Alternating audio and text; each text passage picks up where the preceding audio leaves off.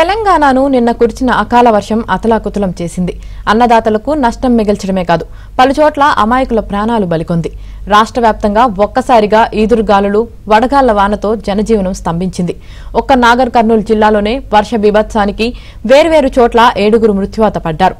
తాండూరు శివారు ఇంద్రకల్ గ్రామంలోని వ్యవసాయ క్షేత్రంలో నిర్మాణంలో ఉన్న షెడ్డు కూలి 4 మృతి చెందారు. ఈ ఘటనలో మరో 4 గాయపడ్డారు. వివిధ ఘటనల్లో 12 మంది ప్రాణాలు పోయాయి.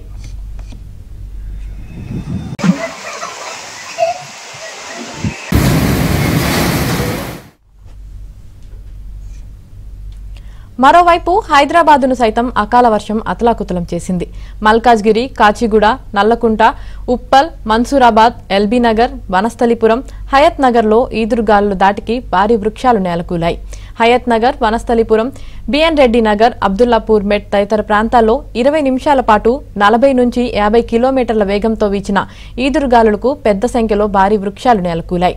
గంటల పాటు విద్యుత్ అంతరాయం ఏర్పడింది. కార్లు పాక్షికంగా ధ్వంసమయ్యాయి.